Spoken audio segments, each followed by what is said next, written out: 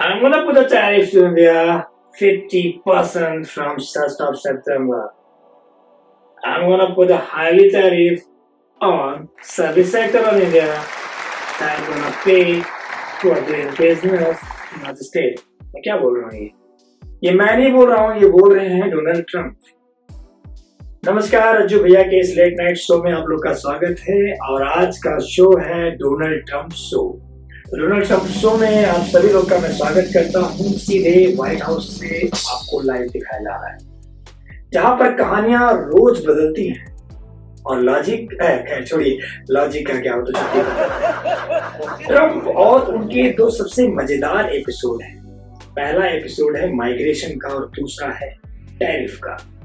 तो सवाल ये उठता है कि किसी राष्ट्रपति के बयान थे या किसी स्टैंड अप कॉमेडियन का। आज हम इसी की तह तक जाएंगे। हम डोनाल्ड ट्रंप के दो सबसे बड़े वादों यानी बॉर्डर पर नकेल कसना और टैरिफ से अमेरिका को फिर से महान बनाने की चीर फाड़ेंगे। हम देखते हैं कि कैसे उनके बड़े बड़े ऐलान अक्सर यू टर्न और विवादों में बदल जाते हैं, जिससे दुनिया में कभी हंसी तो कभी हैरानी, ये दोनों लहर दौड़ा जाते हैं डोनाल्ड ट्रंप।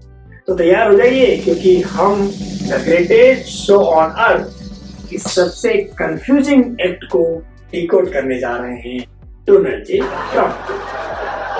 तो तैयार हो जाइए। इस शो का सबसे पहला और सबसे बड़ा वादा था एक दीवार, एक बहुत बहुत शानदार दीवार। ट्रंप ने अपने पहले कैंपेन की नींव इसी वादे पर रखी थी, मैं एक महान दीवार बनाऊंगा और मैक्सिको उसके लिए पैसे देगा। हाँ, मैक्सिको को पैसे देगा। ये लाइन उनके समर्थकों के लिए एक बड़ा नारा बन गया। लेकिन जैसे ही शुरू हुआ, यानी जैसे ही वो राष्ट्रपति बने, स्क्रिप्ट में ट्विस्ट था। पहला ट्विस्ट क्या था? पेमेंट का। बोल तो दिया कि भाई दीवार बनाएंगे, कि बहुत बड़ा एक सदर्न बॉर्डर है अमेरिका का और इतना आसान भी नहीं है। जब मैक्सिको के राष्ट्रपति ने साफ कर दिया कि मैक्सिको किसी दीवार के लिए कोई पैसा नहीं देगा, तो कहानी पूरी तरह पलट। पहले कहा गया था कि मैक्सिको सीधे पैसे नहीं देगा, लेकिन एक नई ट्रेड डील के जरिए घुमा फिरा कर पैसे वसूले जाएंगे, जो आज टैरिफ के रूप में कर रहे हैं डोनाल्ड ट्रंप। फिर जब वो भी नहीं हुआ, तो अचानक बोझ अमेरिका के टैक्स पेयर यानी सीधा यूएस सिटीजन्स पर पड़ने लगे। वादा था कि मैक्सिको पैसे देगा, लेकिन पैसे गए अमेरिकी जनता के। ये पहला बड़ा यूटर्न था। लेकिन कंफ्यूजन सिर्फ पैसों का नहीं था। दीवार की लंबाई, जगह और मटेरियल भी हर प्रेस कॉन्फ्रेंस में बदल जाता है। ऐसा मानते हैं कि ट्रंप साहब इस बात को ज्यादा फॉलो करते हैं कि अगर सुबह का भूला शाम को घर आ जाए वापस, तो उसे भूला नहीं कहते। लेकिन ये शाम को भूल के सुबह फिर भूल जाते हैं, ये कुछ भोला भोला टाइप के। कभी एक कंक्रीट की दीवार थी, जो कभी स्टील की।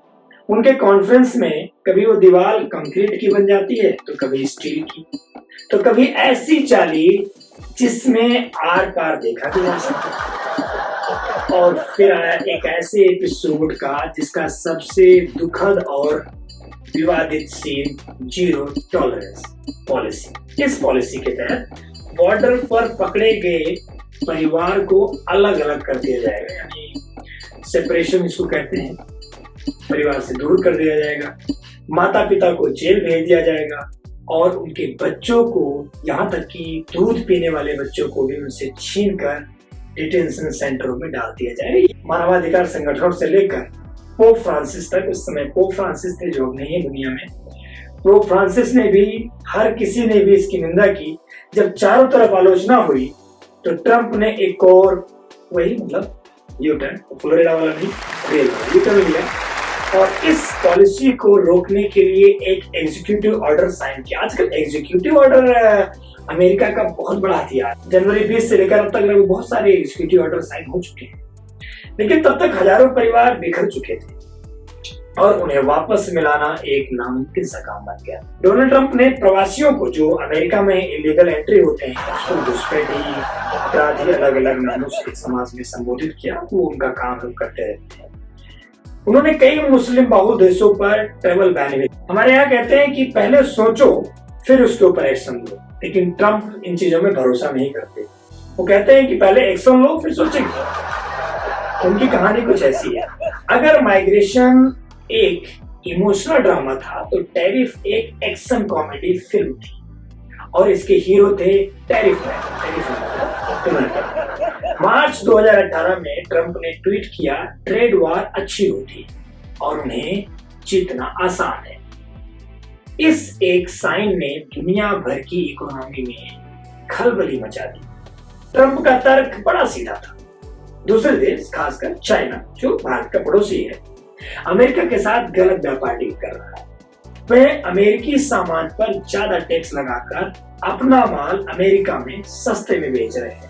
यानी कि अगर वो कोई आदमी अपना माल अगर सस्ते में बेच रहा है तो देखिए ट्रंप बहुत अच्छे आदमी है, उनको सस्ता चीज नहीं चाहिए। इससे अमेरिका को घाटा हो रहा है, ऐसा कह रहे हैं ट्रंप साहब, और नौकरियां भी जा रही हैं। इलाज क्या है? टैरिफ तो लगा ही देते हैं, यानी दूसरे देशों को आने वाले सामान पर भारी टैक्स क्यों न लगा दिया जाए। कागज पर तो plan make America great again के नारों के साथ एकदम फिट बैठता है, लेकिन असल में ये एक ऐसा कंफ्यूजन बना जिसकी कोई हद नहीं थी। ट्रंप ने चीन से आने वाले अरबों डॉलर के सामान पर 25% टैरिफ लगा दिया। चीन ने पलटवार किया और अमेरिका के सामान पर टैरिफ लगा दिया। देखते देखते दुनिया की दो सबसे बड़ी अर्थव्यवस्था एक ट्रेड वॉर में आ गई। लेकिन इसे जितना आसान बताया गया था वो कभी खत्म ना होने वाला एक सिरदर्द बन गया। आज एक चीज पर टैरिफ लगता है तो कल उसे हटा दिया जाता है। आज किसी देश को धमकी दी जाती है तो कल दोस्त बताकर छूट दे दिया जाता है। इस कंफ्यूजन के सबसे बड़े शिकार खुद अमेरिका के बिजनेसमैन और आम लोग हैं। यहाँ इकोनॉमिक्स का एक सीधा सा नियम काम करता है जिसे शायद टैरिफ मैन भूल गए थे। जब आप किसी बाहर से आने वाले सामान पर टैक्स लगाते हैं तो उसे विदेशी कंपनी नहीं बल्कि आपके देश का कस्टमर यानी आम आदमी चुकाता है। नतीजा, अमेरिका में वॉशिंग मशीन से लेकर साइकिल और जूतों तक सब कुछ महंगा हो गया। जिन अमेरिकी कंपनियों का कारोबार चीन के साथ जुड़ा था उनकी लागत बढ़ गई और उन्हें भारी नुकसान हुआ। हालात ऐसे बन गए कि सरकार को अपने ही देश के किसानों को अरबों डॉलर का राहत पैकेज देना पड़ा। एक समय तो ऐसे आ गया था कि सुपरमार्केट में अंडे नहीं मिलते, अंडे आते हैं मैक्सिको से या कनाडा से। अब भाई साहब अपने पड़ोसियों को धमकाते हैं, डराते हैं टैरिफ वार से, तो क्या होना है? अंडों की किल्लत पड़ गई। यानी जो अंडे के कैरेट आते थे $5 का, $60 का, वही बदल गया $18 से $20। इस ट्रेड वॉर का असर भारत पर भी पड़ा। अमेरिका ने भारत से आने वाले स्टील और एल्युमिनियम पर भी टैक्स लगाया, जिसके जवाब में भारत ने कुछ अमेरिकी सामानों पर टैक्स बढ़ा दिया। इस पूरी उठापटक ने ग्लोबल सप्लाई चेन को हिलाकर रख दिया और दुनिया भर में बिजनेस को लेकर एक अनिश्चितता का माहौल बना दिया। चाहते क्या हो आखिर, यही पूछती है दुनिया डोनाल्ड ट्रंप से। तो बाकी दुनिया ट्रंप के इस शो को कैसे देख रही है? कभी हैरानी से तो कभी गुस्से से और कभी अक्सर मजाक भी उड़ाते हुए। इंटरनेशनल मीटिंग्स के वीडियोस वायरल हुए जहां दुनिया के सबसे बड़े बड़े नेता या तो ट्रंप की बातों को कंफ्यूज देख रहे थे या अपनी हंसी रोकने की कोशिश कर रहे थे। जर्मनी की चांसलर एंजेला मार्केल के एक्सप्रेशन तो मीम ही बन गए। कनाडा के प्रधानमंत्री जस्टिन ट्रूडो के साथ उनकी नोक-झोंक हेडलाइन बन गई। यूक्रेन के राष्ट्रपति के साथ उनका बातचीत तू मैं बदल गया।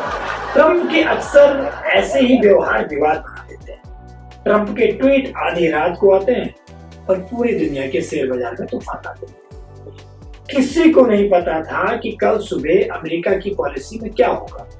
अब हमें भी नहीं पता इस समय कि कल कौन सा टैरिफ हो रहा है। क्या चीन के साथ डील फाइनल होगी या टैरिफ और बढ़ जाएंगे? क्या भारत के साथ विवाद सुधरेंगे या और बढ़ेंगे? क्या मैक्सिको के रिश्ते सुधरेंगे या दीवार का विवाद और गहरा रहेगा? इस अनिश्चितता ने दुनिया में अमेरिका की साख को बहुत नुकसान पहुंचाया है।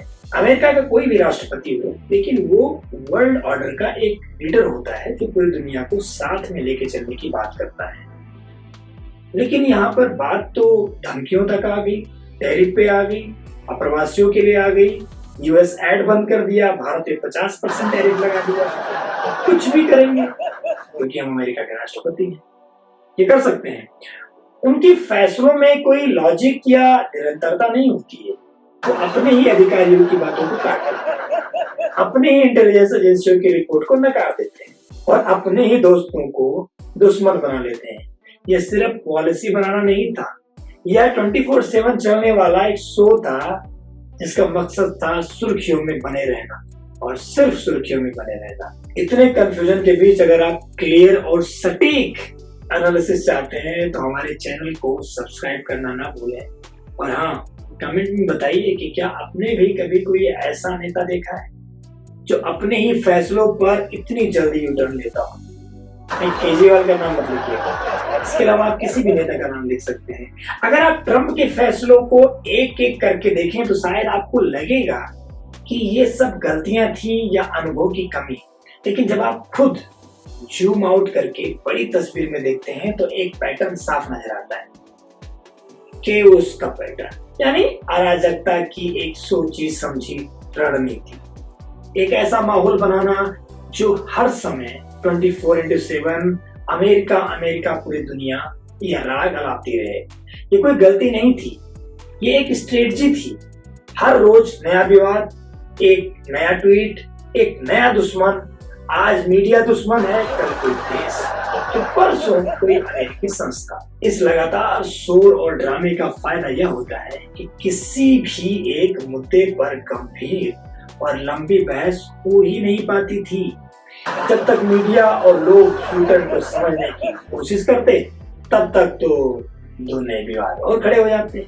उनके ही पुराने रणनीतिकार की भाषा में कहें तो flood the zone with shit वाली स्ट्रेटजी थी, यानी सूचना के माहौल में इतनी गंदगी फैला दो कि सच और झूठ का फर्क करना मुश्किल हो जाए। जब हर दिन नया शो चल रहा हो तो लोग पुराने एपिसोड भूल जाते हैं। लोग भूल गए कि मैक्सिको ने दीवार के पैसे नहीं दिए, भूल गए कि ट्रेड वॉर जीतना आसान नहीं था।